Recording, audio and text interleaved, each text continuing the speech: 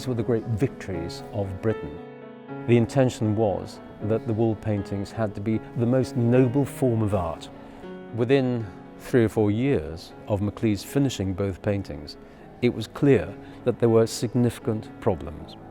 He felt that these paintings, 2 of the most significant commissions in his working life, had been a failure.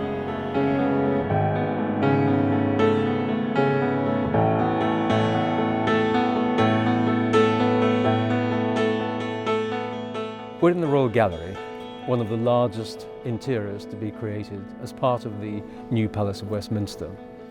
The idea of the walls of the gallery was that there would be large format wall paintings showing the history of the nation in battle. The painting behind me, the Battle of Trafalgar, and indeed the painting on the opposite wall, the Battle of Waterloo, were incredibly important to the Victorians. Maclise worked in a very ordered and organised way. This was a massive painting to begin planning for. It was over 45 feet in width.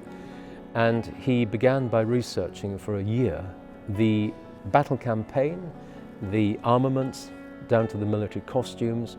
He talked to people who had actually fought in the battle. This was probably, between the 2 paintings, one of the most important commissions of his entire life. Maclise is a truly astonishing artist, just the most exquisite draftsmanship, storytelling and research going on here. His paintings really are diminished by our not being able to look at them properly. So it's really all about what's on the surface and it's being obscured.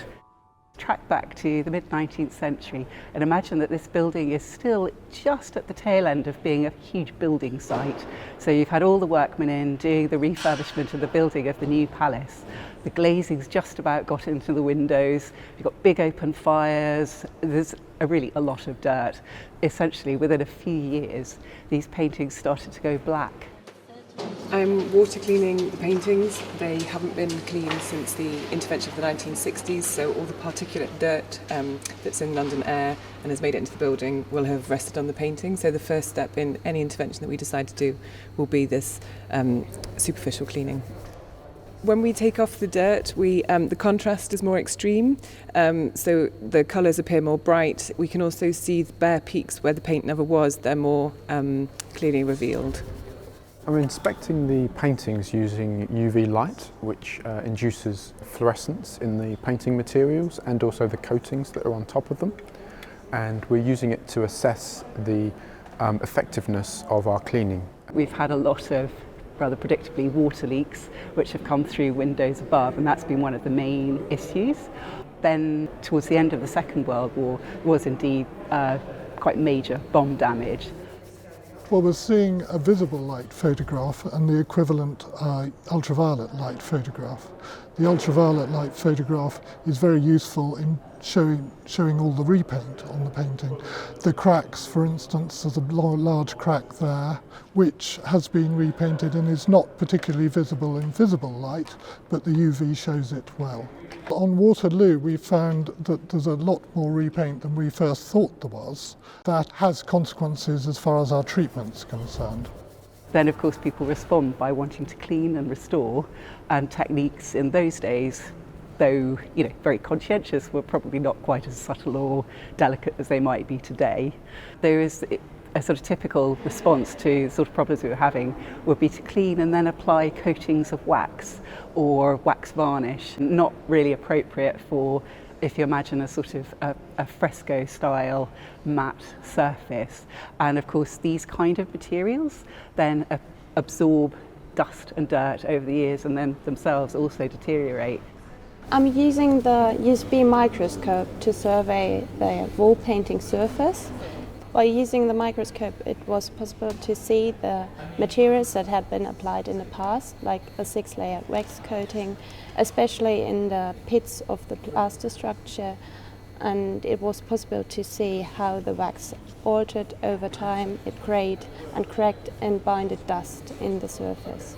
So at this point, I'm using the benzyl alcohol solvent to dissolve the discoloured coating, which was a residual previous coatings of wax, resin and paraffin wax as well, and you can see the swab is beginning to colour up, and this is the discoloured coating being removed. It's a gradual process, not doing any damage to the original paint at all. What I'm doing now is colorimetry measurements, therefore I'm using a colorimeter. We're doing this in areas that we go to test before and afterwards to evaluate how effective cleaning and reduction of coating, for example, is. When that's all off and the solvent has evaporated, we can take the colour reading again. I'm applying a xanthan gum, which is a polysaccharide gum, to the painting, and we're trialling this to see if we can deliver the solvent that we're using onto the painting for a longer period of time, and then also target it into the areas that are otherwise difficult to reach, because there's a very rough, coarse surface to the plaster, so it's difficult for us to get into the crevices between the granules of the plaster. Although we've done a lot of archival research and cross-sectional analysis, it's only during this pilot phase where we've been able to really understand what we're dealing with. We are immensely privileged to be given the opportunity to work on these stunning paintings. They are absolutely unique, they are the centre of our national heritage, and that's what gets me up in the morning. Over the next 4 years, we want these paintings to really be presented in the way that is much closer to the way that Maclise had intended that they would be looked at and enjoyed in the mid-1860s. And equally important to that, we want to reinstate Maclise's good name as an outstanding Victorian painter.